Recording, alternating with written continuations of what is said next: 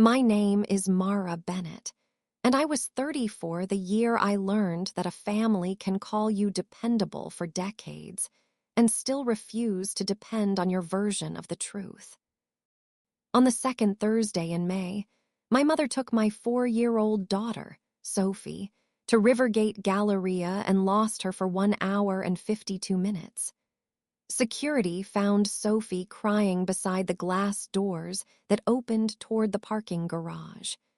She was barefoot on one foot because one of her sneakers had come off, and she was clutching a plush rabbit by the back leg so tightly that the seam had split.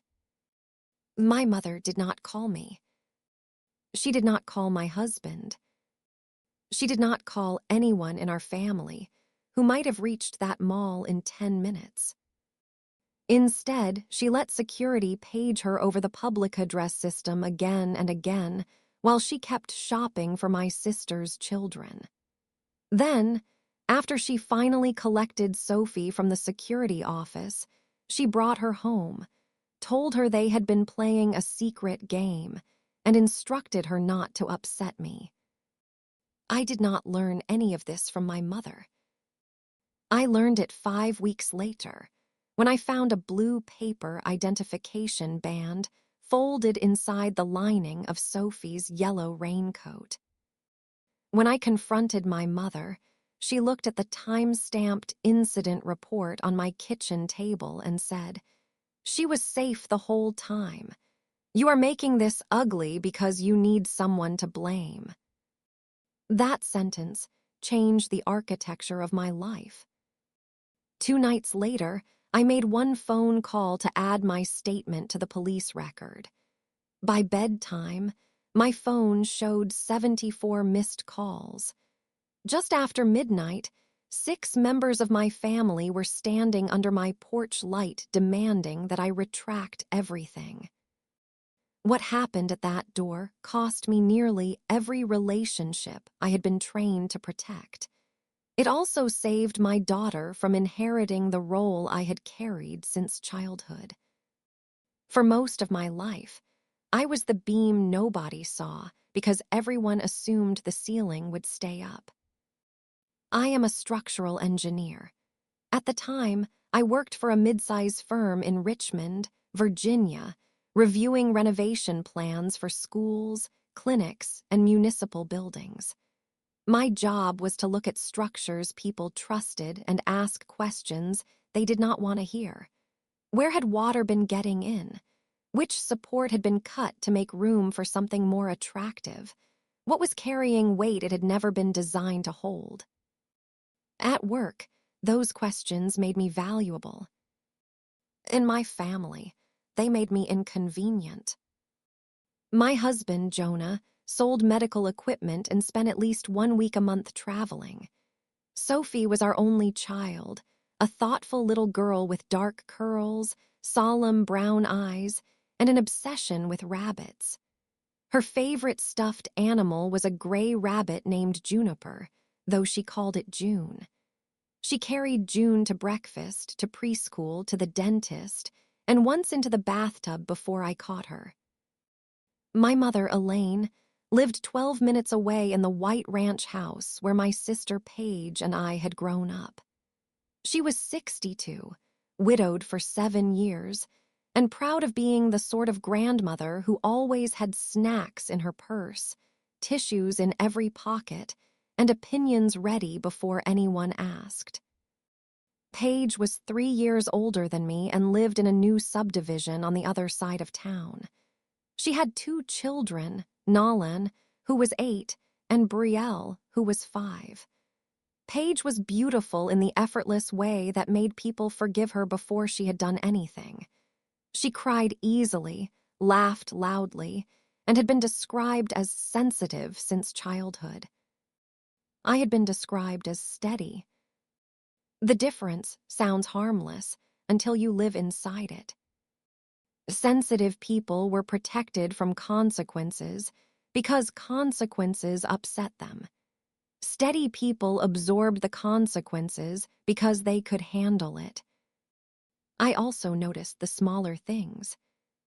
At my mother's house, the refrigerator was crowded with photographs of Nolan and Brielle, school portraits, soccer uniforms, Halloween costumes, toothless smiles.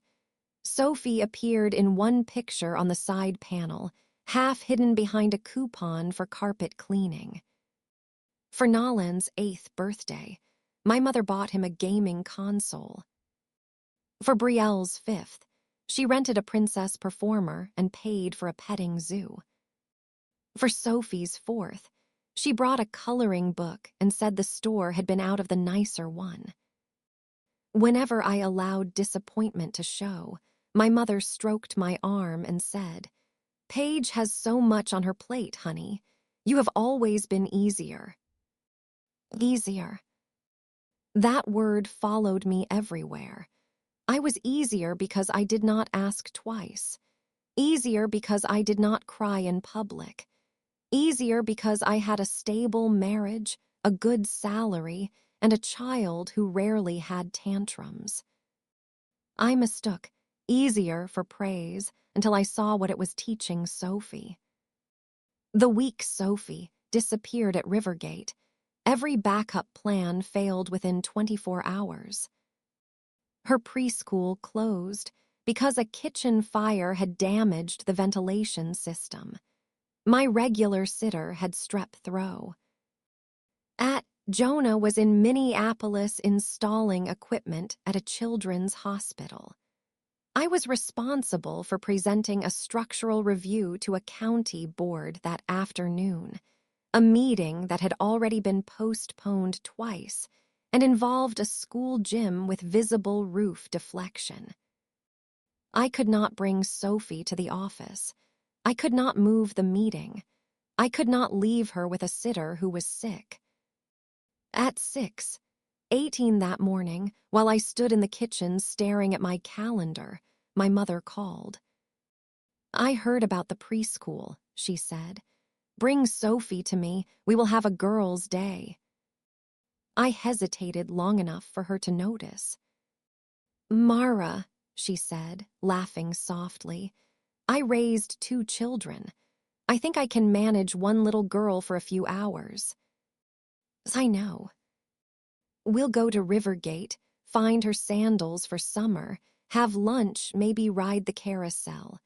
I'll have her home for quiet time." The specificity calmed me. Sandals, lunch, carousel, home. My mother had disappointed Sophie before. She had canceled visits when Paige needed help. She had left early from Sophie's recital because Nolan had a baseball game. She had forgotten which preschool Sophie attended. But disappointment was not danger. That distinction mattered. I would not have left my child with someone I believed unsafe. Whatever else I have questioned since, I will not rewrite that morning and pretend I expected catastrophe. I did not. I buckled Sophie into my mother's car at 7:10. She wore denim shorts, a lavender shirt with a rabbit on the pocket, and the yellow raincoat because the forecast called for storms. June sat beside her in the car seat. My mother's phone lit up twice while I tightened the straps. Both notifications were from Paige. I noticed because I always noticed. Then I kissed Sophie's forehead and told her I would see her after work. "Bring me the sparkly sandals," I said. She grinned. "Purple ones." "Purple ones." My mother waved from the driver's seat. "We've got it." At 10:46 I texted, "How is she doing?" My mother replied with a photograph of a cinnamon roll and the words, "Spoiled rotten." Sophie was not in the picture. At 12:15 I texted again, "Did you find sandals?" No answer. At 1:04, "Everything okay?" No answer. At 1:38, while the county attorney was asking me whether the gym could remain open for summer programs. I felt my phone vibrate against my notebook. Battery nearly dead. We're fine, heading home soon. That message should have bothered me more than it did. Instead, I felt relief, then annoyance, then the pressure of 6 people waiting for me to explain why a corroded steel connection mattered. I put my phone face down and returned to the meeting. For a long time afterward, that was the moment I replayed most. Not because I had evidence that Sophie was in danger then, but because hindsight creates imaginary doors and punishes you for not walking through them. At 1:38, my daughter was sitting in a security office calling for me. At 1:38, I believed the words were fine. I arrived at my mother's house a little after 5. Sophie was asleep on the sofa with June trapped under her chin. My mother sat at the dining table surrounded by shopping bags. Not one bag came from a children's shoe store. There were toy store bags, a department store box, 2 boutique bags, and a large blue sack from a sports shop. My mother saw me looking. "Nalan's birthday is coming, and Paige has been overwhelmed," she said. "I thought I'd help." I touched Sophie's hair. Her eyelids looked swollen. There was a red mark along her cheek. "She cried because she was tired," Mom said before I asked. "You know how she gets when she skips rest." Sophie did not get any particular way when she skipped rest. She became quiet. She had never cried hard enough from tiredness to swell her eyes. "Where are the sandals?" "Nothing fit right. We'll try another day." On the drive home, Sophie slept so deeply that her head kept falling sideways despite the cushion around her car seat. That night, she woke screaming at 11:23. Not calling, screaming. I ran into her room and found her standing in bed with both hands stretched toward the door. "You came back," she sobbed when I picked her up. The words were so strange that I asked, "Where did I go?" She buried her face in my neck and would not answer. That weekend, she wet the bed twice.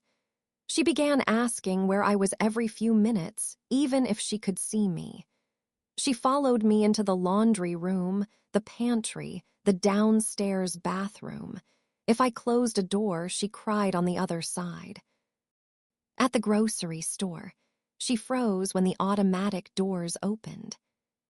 At a restaurant, she covered her ears when a server announced a birthday over the speaker. At home, she lined up her stuffed animals beside the front door and told them, "Don't move. Your mama is finding you." I wrote these things down because writing was the only way to keep fear from becoming fog. When Jonah came home, I showed him the list. He read every L. Inni, then looked toward the hallway to make sure Sophie could not hear us. "Something scared her," he said. "Yes." "Did your mom say anything?" "She said Sophie was tired." He rubbed his face. "Maybe she had a meltdown at the mall. Maybe someone yelled.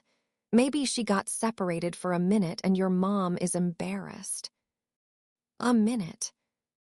That was the first version of the truth anyone offered me, and it did not come from my mother. It came from my husband trying to imagine the smallest event that could explain the biggest reaction. I started asking Sophie gentle questions, only when she offered a doorway. One evening, she saw a pretzel commercial and said, "The lady gave me one when I was waiting." "What lady?" "The badge lady." "What were you waiting for?" She pressed June to her face and whispered, Nana. Another night, as I tucked her in, she said, "The chair was cold." "What chair, sweetheart?" She rolled away from me. At the pharmacy, an employee spoke over the intercom, and Sophie dropped to the floor. She covered her head with both arms and shouted, "I'm here! I'm still here!" People turned.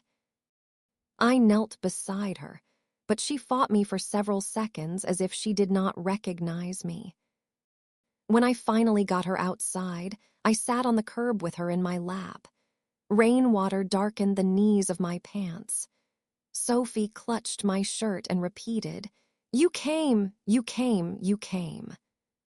That was the day I stopped telling myself children go through phases.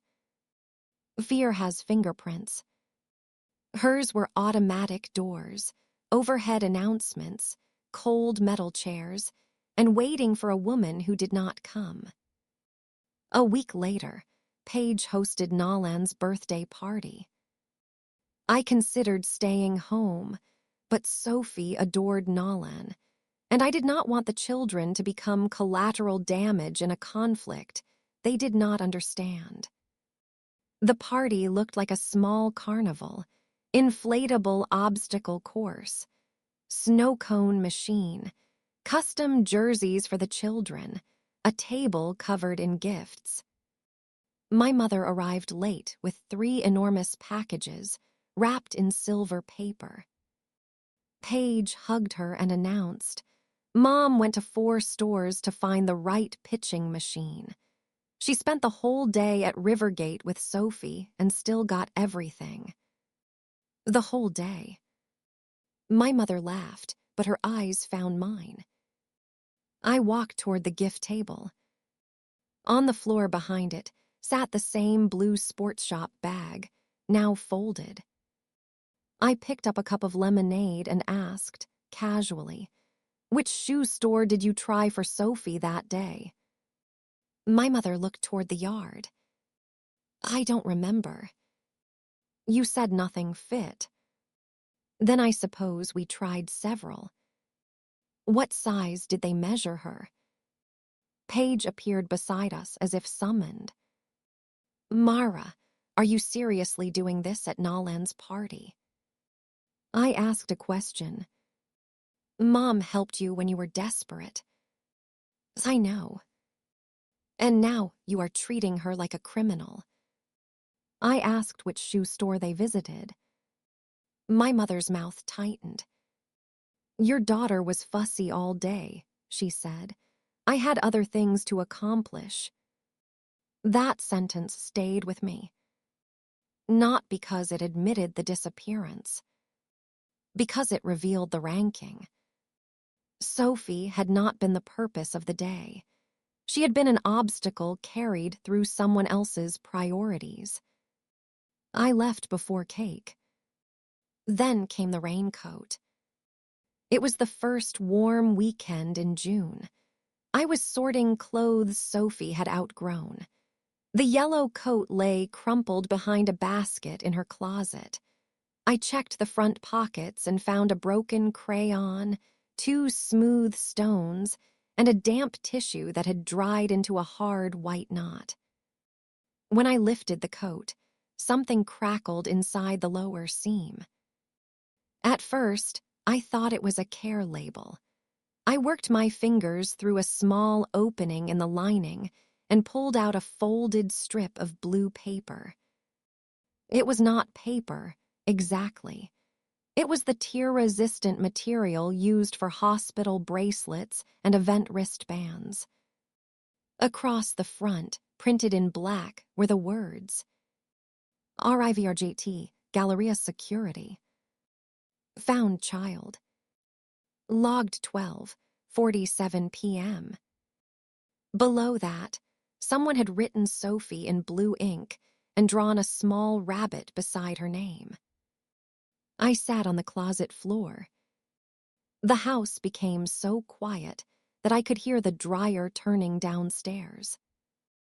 Sophie appeared in the doorway. She saw the band in my hand and stopped moving. Children do not need legal language to understand evidence. Her face changed. Nana said it was our secret, she whispered. I opened my arms.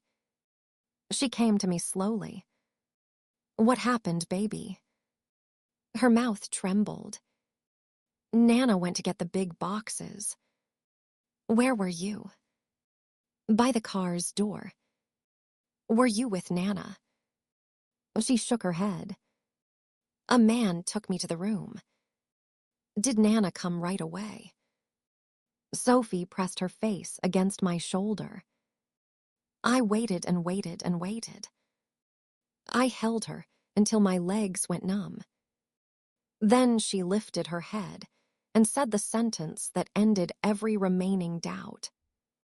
The speaker kept asking for her, but she didn't hear me. I did not question her again that day. I did not call my mother. I made pancakes. For dinner because Sophie asked. I let her pour too much syrup. I read 4 books, stayed beside her until she slept, and placed the blue band in a plastic sleeve. At 8:03 the next morning, I called Rivergate Security. A supervisor named Devin Hale answered. He had a low, careful voice and asked me to repeat the date. I heard a keyboard. Then silence. Are you Sophie's mother? He asked. Yes. Were you contacted on the day of the incident? No. Another silence, longer this time.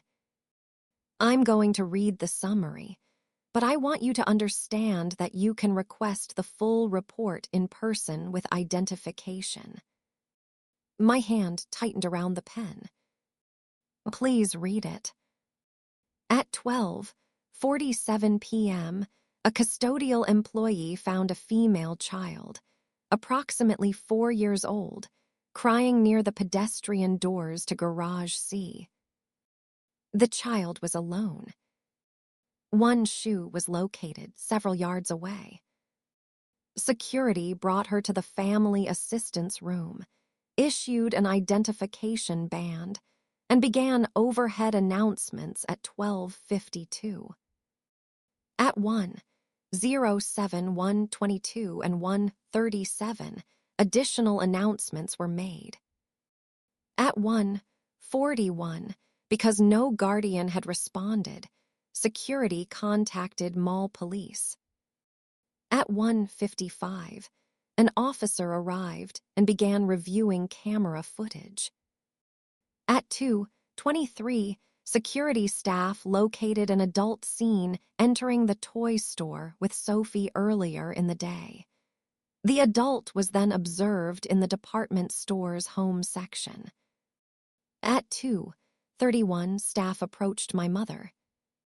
At 2:39, she arrived at the security office carrying shopping bags.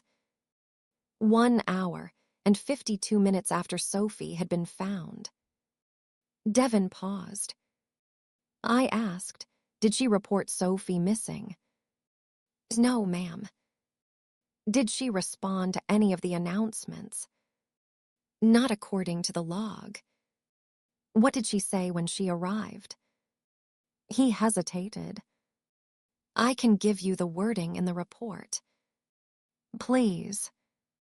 Guardian stated she believed the child was with her until security approached her. Guardian also stated the child had a habit of wandering. Sophie did not have a habit of wandering. She had never been lost in a store. She did not even walk to the mailbox without asking. I wrote every word anyway. Devin told me there was camera footage, but Rivergate retained routine footage for 30 days unless it had been preserved for an active investigation. Because no injury had occurred, and the officer had closed the immediate incident after Sophie was released, most of the video had been overwritten. Most. One still image remained attached to the report. It showed Sophie sitting in a gray metal chair with June in her lap. Her bare foot did not reach the floor. A security officer crouched in front of her holding a cup of water. I drove to Rivergate during lunch and signed the release forms. The family assistance room was behind a frosted glass door near the management office. Inside were 4 metal chairs, a desk, a drinking fountain, and a large interior window facing the corridor. The room smelled faintly of cleaning solution and popcorn. I stood there and saw every fear Sophie had tried to explain. The cold chair, the speaker, the doors, the strangers walking past the window, the uncertainty of whether the person who brought you would return. The report used neutral phrases: child visibly distressed, repeated requests for mother, guardian did not respond to pages, no apparent physical injury. No apparent physical injury. That sentence made me understand how much pain can hide inside administrative calm. A child can leave without a bruise and still carry the room home in her body. Devin placed the copy in an envelope. Before I left, he said, "I'm a father. I want to tell you something that is not part of the report." I waited. 5 minutes happens. A parent looks down, turns around, panics, and runs to us. We see it constantly. Nearly 2 hours without reporting the child missing is different. I thanked him. In the parking garage, I sat in my car with the envelope unopened on the passenger seat, even though I had already read everything inside it. Then I called my mother. "Can I come over?" Her answer was cautious. "Why?" "I have something to show you." Paige's SUV was in the driveway when I arrived. Of course it was. My mother and sister sat at the kitchen table, coffee cups in front of them, shoulders already aligned. I placed the blue wristband and the report between us. My mother looked at the first page, but did not touch it. I read the timeline aloud. 12:47 found alone. 12:52, first page. 1:41, police contacted. 2:31, guardian located in the department store. 2:39, child released. When I finished, my mother folded her hands. That is not what happened. It is a time-stamped security record. They always exaggerate to protect themselves. The officer reviewed camera footage. Sophie slipped away. You did not report her missing. I thought she was nearby. For nearly 2 hours. It did not feel like 2 hours. You told me your battery was dying. You knew I was asking were. She was. My mother's face hardened. You were working. What good would it have done to panic you? You told my daughter to keep it secret. I told her not to upset you because you overreact. She has been afraid for 5 weeks. She is afraid because you keep making her relive it. Paige pushed the report away, as if it were dirty. This is insane, she said. Mom made a mistake. A mistake she hid. Because she knew you would do exactly this. Get the facts. Destroy everyone over one bad day. I looked at my sister. Do you know what Mom was buying? Paige's expression answered before she did. The pitching machine. Brielle's dance costume. Nolan's new glove. A set of patio lanterns Paige wanted for her party.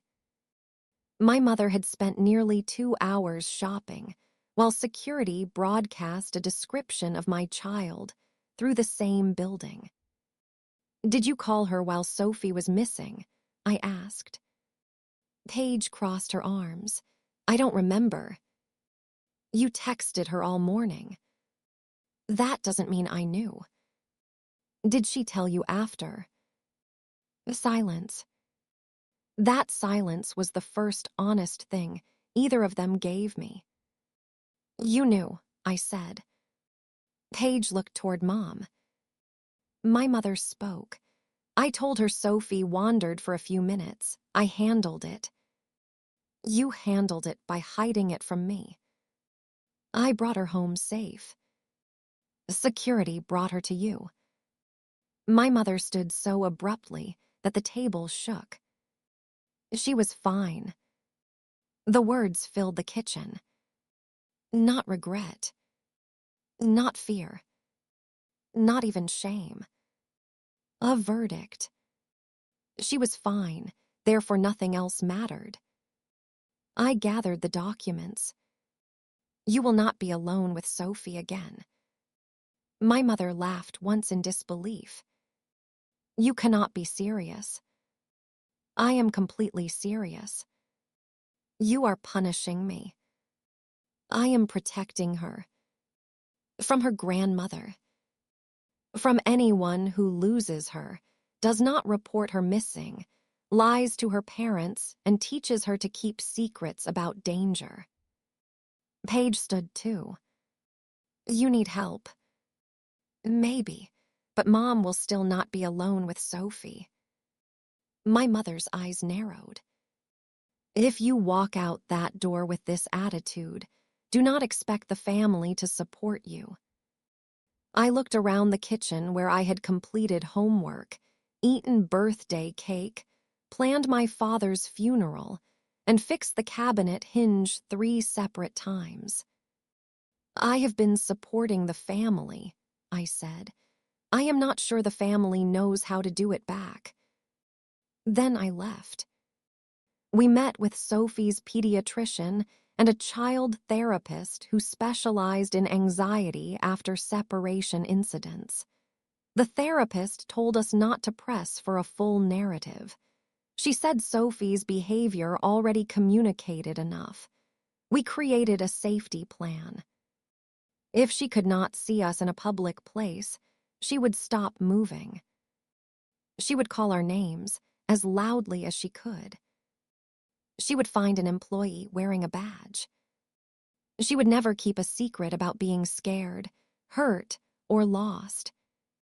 We practiced in empty grocery store aisles and at the library. We made it playful without pretending the fear was imaginary. Each time Sophie shouted, "This is not a secret," I felt both pride and grief. A child should not need to rehearse language her grandmother took away from her.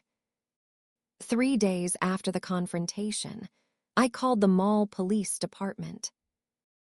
I asked whether the report identified me as Sophie's mother and whether it noted that I had not been informed.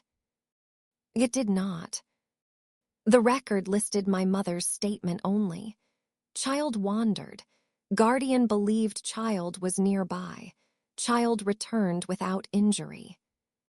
I requested to add a parental statement. The officer who called me back was Sergeant Luis Ortega. He listened without interruption while I explained that neither parent had been contacted, that my mother had concealed the event for 5 weeks, and that Sophie had been instructed to keep it secret. He asked whether I wanted criminal charges. "No," I said. "I want the record to be accurate." He explained that there was no basis for charges based on the available facts, but a supplemental statement could be attached. Because of Sophie's age and the length of time she had been unaccounted for, a routine notification would also be sent to family services for review. I swallowed. Will they investigate us? They may speak to you and your mother. Your restriction on unsupervised contact will be relevant. I looked at Jonah. He nodded. Add the statement, I said. Sergeant Ortega read it back to me. The child's parents were not notified at the time of the incident. The grandmother concealed the incident from the parents. The child reported being instructed to keep the event secret. The parents have ended unsupervised contact. The statement was plain and permanent. I thanked him and hung up. For about 7 minutes, nothing happened. Then my mother called. Then Paige. Then my mother again. Then Aunt Denise. Then Paige 6 times in a row. My phone vibrated across the kitchen counter like something alive. I silenced it and helped Sophie wash strawberries. At bath time, there were 29 missed calls. By the time we finished 2 rabbit stories and tucked June beneath Sophie's arm, there were 53. At 11:46 p.m., the number reached 74. There were voicemails. My mother's first was confused and sweet. Mara, call me. A police officer is asking ridiculous questions. The second was sharper. You need to correct this before it becomes something it is not. Paige's voice came next. You reported Mom to family services. Are you out of your mind? Aunt Denise said, your mother made one mistake in 62 years. Uncle Rob said, you are putting a stain on the family name. My mother's final message had no softness in it. You have always thought you were better than us. Now you finally proved it. I listened to that one twice. Not because it hurt most. Because it clarified everything. They were not terrified that I had lied. They were terrified that I had created a version of events they could not edit through repetition. At 12:06, headlights swept across our living room wall. 2 cars stopped at the curb. Then a third pulled into the driveway. Jonah looked through the blinds. Your mother, Paige, Denise and Rob, I think cousin Eric is with them. The doorbell rang.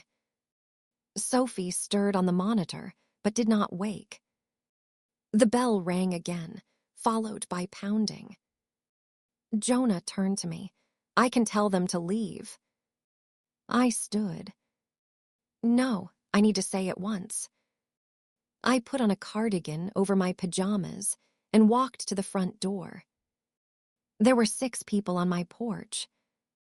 My mother stood closest, wearing a trench coat over a nightgown. Paige was beside her in leggings and a sweatshirt, hair pulled into a careless knot. Aunt Denise held a foil-covered casserole dish as if she had stopped at a church emergency on the way over. Uncle Rob stood behind them with his hands in his pockets. Eric and his wife hovered near the steps, uncomfortable but present. I opened the wooden door and kept the storm door locked. The porch light made everyone look older. My mother pointed at the latch. Open this door. No. We are your family. It is after midnight, and my daughter is asleep. This concerns all of us. No, it concerns Sophie, Jonah, me, and the person who left her alone. Paige stepped forward. You are going to call that officer in the morning and withdraw your statement. I am not. You told them Mom was dangerous. I told them what happened. Family services called her. That is part of their procedure. You knew that would happen. I knew the report would be corrected. Aunt Denise raised one hand. Everyone is upset. Let's lower the temperature. I am not shouting. That seemed to bother them more. My mother leaned closer to the glass. You do not understand what you have started. I understand exactly what I started. A truthful record. Truthful, she said. You have made me sound like a monster. I used times, actions, and direct statements. The description came from what you did. Uncle Rob finally looked at me. Mara, this can still be fixed. There was the word. Fixed. As if accuracy were the broken part. How? My mother answered. Call in the morning. Tell them you were emotional. Tell them Sophie was separated from me briefly and that I told you as soon as I could. Tell them you misunderstood the secret game. Then tell the family that this is finished. I looked through the glass at all 6 faces. Nobody said, that is not true. Nobody said, Elaine, you should apologize. Nobody asked whether Sophie still woke at night.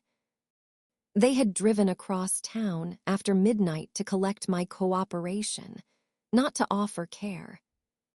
What happens if I do that? I asked. My mother's shoulders relaxed slightly, as if she sensed negotiation. We put this behind us. You bring Sophie to Brielle's recital next week. We have the summer picnic. Thanksgiving stays at my house. Nobody speaks of this again. The offer was simple. Belonging in exchange for a lie. I had spent my entire life thinking my family loved me poorly because I had not explained myself well enough. At that moment, I understood that they heard me perfectly. They simply preferred the arrangement in which I carried the weight and kept quiet about the cracks. I unlocked the storm door, but did not open it.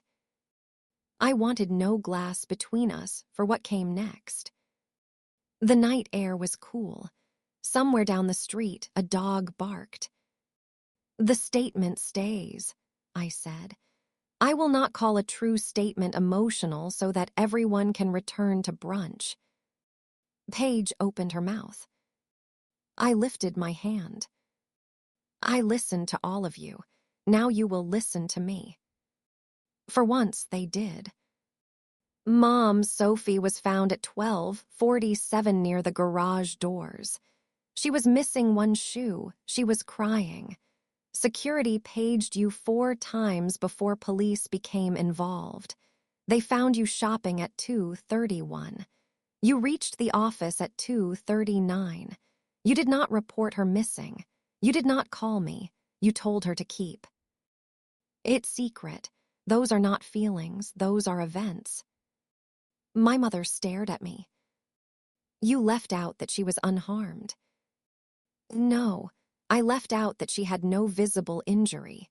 She was not unharmed. She is fine now. She is healing now. That is different. Aunt Denise shifted the casserole from one hand to the other. I continued. Mom will never have unsupervised access to Sophie again. Visits can happen at our house, a park, or another place with Jonah or me present. That is not open for debate. You cannot do this to her, Paige said. I am not doing something to her. I am deciding what happens around my child. She is Sophie's grandmother. And I am Sophie's mother. My mother's face changed then. The expression of hurt disappeared. Something colder took its place. You always wanted a reason to cut me out. No, I spent 5 weeks begging you for a reason not to.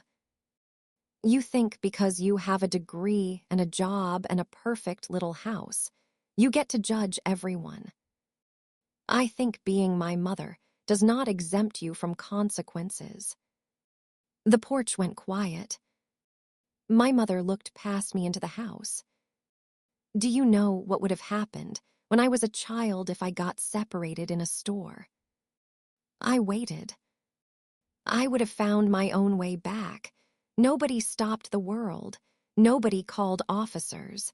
Nobody sent social workers. Children learned to manage themselves. Her voice had changed. It was no longer defensive. It was almost proud. I was walking my brother's home by the time I was 9. I cooked dinner at 11. My mother disappeared into bed for days, and nobody came to save me. I survived. There it was. The oldest blueprint. I had heard pieces of her childhood all my life, always told as evidence of strength. Her father drank. Her mother suffered from untreated depression. Elaine, the eldest daughter, raised 4 younger siblings. She packed lunches, washed clothes, signed school papers, and learned never to ask where the adults were. Everyone praised the woman she became. Nobody grieved the child she had been. On my porch, she offered that wound as a standard Sophie should meet. I stepped closer. You survived being neglected, I said. That does not make neglect safe. Her chin lifted. You are calling me neglectful. I am saying someone left you alone so often that you learned being left was normal. And instead of protecting Sophie from that feeling, you told her it was a secret. My mother's eyes flashed. You have no idea what my life was. You are right. I only know the parts you use whenever someone asks you to take responsibility. Paige said my name like a warning. I did not stop. I am sorry nobody came for you. I mean that. But I will come for my daughter every time, even when the person I have to protect her from is someone I love. My mother's face went still. Then she gave me the choice. Withdraw the statement, or you are finished with this family. Aunt Denise looked away. Uncle Rob said nothing. Paige nodded, as if the decision had already been made. My mother continued. No holidays, no birthdays. Do not call when you need something. Do not expect us to pretend you did not humiliate me. I felt grief arrive before the moment ended.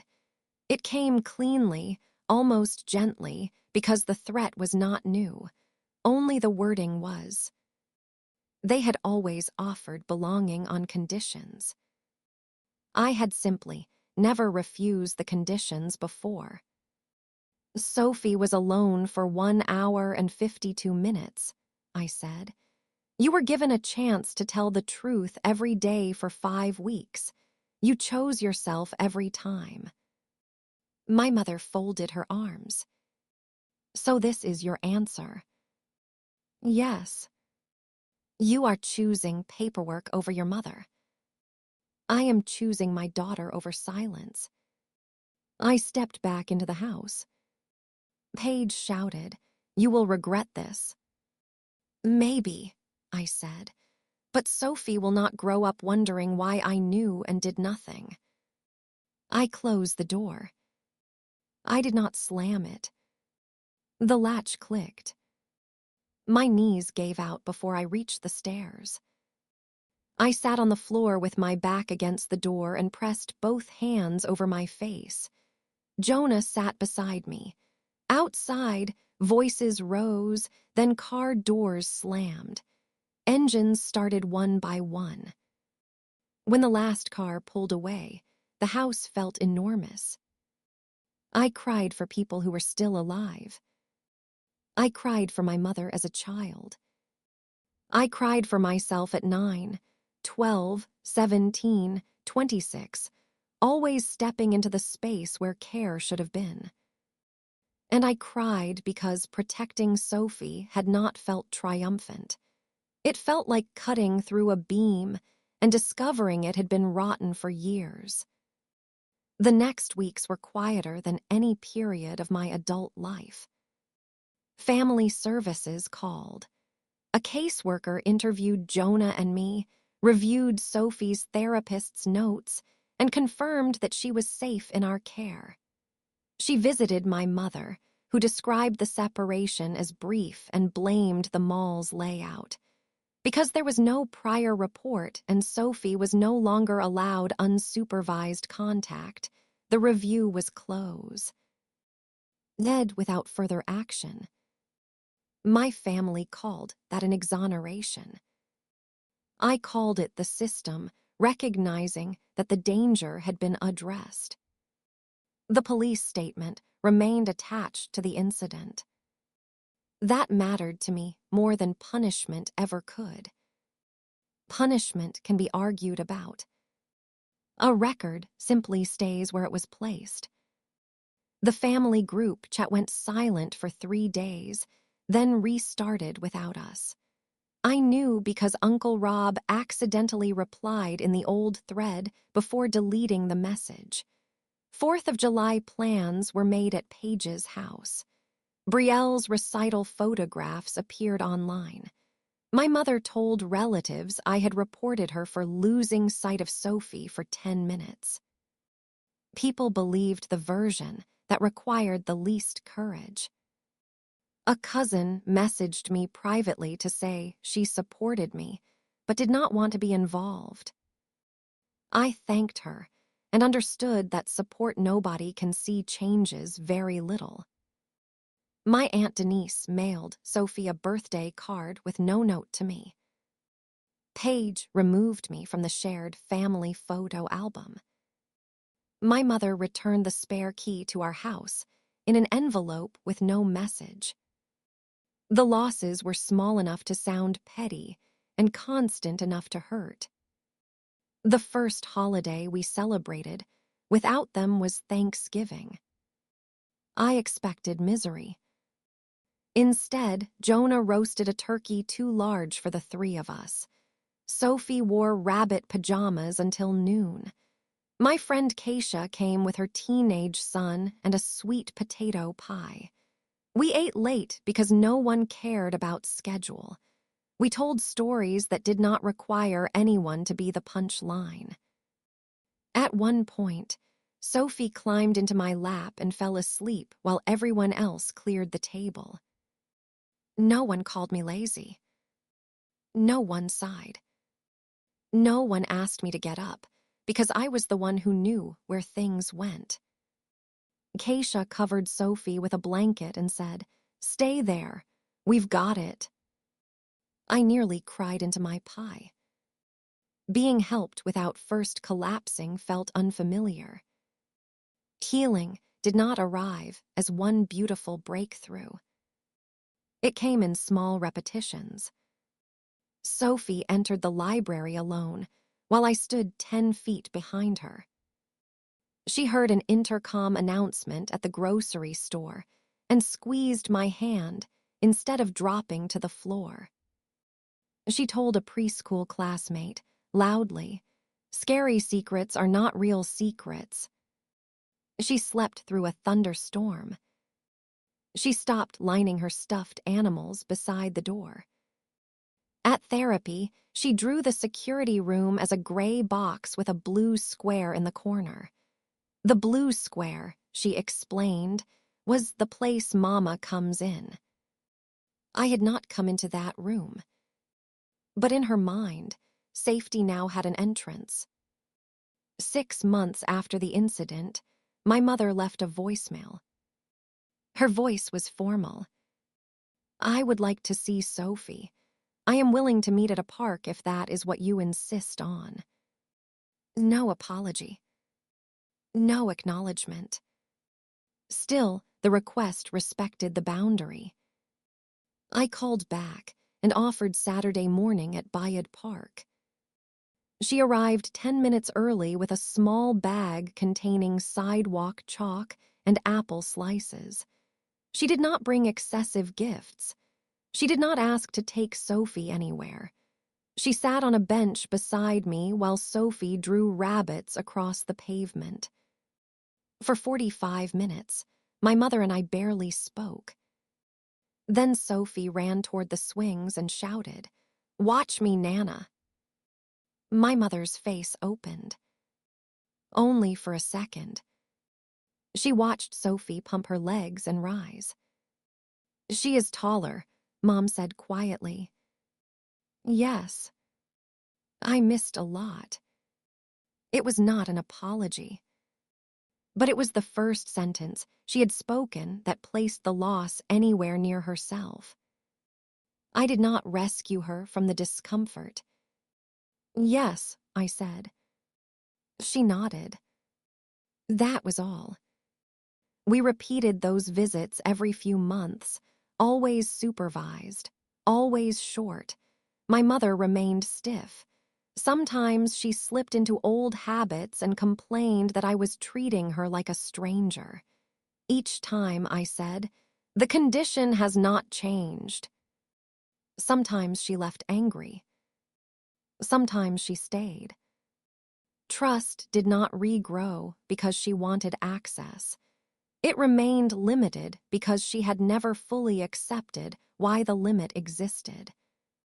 Last month, we were at a crowded museum when she turned a corner and lost sight of me for perhaps 3 seconds.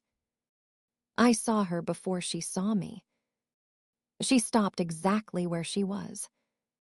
She raised both hands and shouted, "Mara Bennett is my mom. I cannot see her." Half the room turned. I reached her immediately. She wrapped her arms around my waist, then pulled back and said, "I did the plan." "You did." "I did not run." "You did not." "I did not keep it secret." "No, you made sure everyone heard you." She smiled. A security guard nearby gave her a thumbs up. We continued through the museum. She talked about dinosaurs. The moment passed. In the car, I cried where she could not see me. Not because she was still afraid. Because she had learned that being noticed is not something she has to earn. That is the inheritance I want to give her. Not silence disguised as maturity. Not neglect renamed independence. Not endless us. Fullness as the price of belonging. I want her to know that love comes toward you when you call. Love checks the doors. Love counts the children before it counts the shopping bags. Love tells the truth, even when the truth rearranges the room. The night my family came to my porch, they believed they were asking me to preserve us. What they were really asking me to preserve was a structure in which the quietest person carried the most weight and received the least protection. I refused.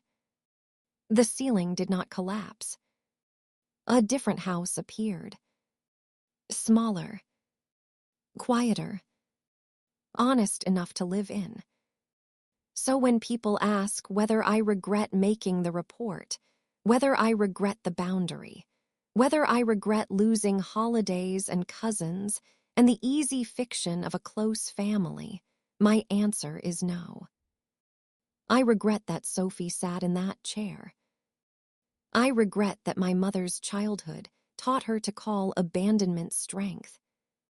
I regret every year I believed keeping peace was the same as being loved. But I do not regret opening the record. I do not regret closing the door. And I will never regret teaching my daughter that when something frightening happens, she is allowed to make it impossible to ignore. If this story reminded you of the role you were assigned in your own family, the dependable one, the quiet one, the person everyone notices only when you stop carrying them, Please remember that setting a boundary does not erase your love. Sometimes it is the first honest form of love you have ever offered yourself. Share this story with someone who needs permission to believe the quiet child, the overlooked daughter, or the person who has been holding everything together alone. Tell me in the comments which moment stayed with you. Subscribe to After Silence Stories, and I'll see you in the next episode.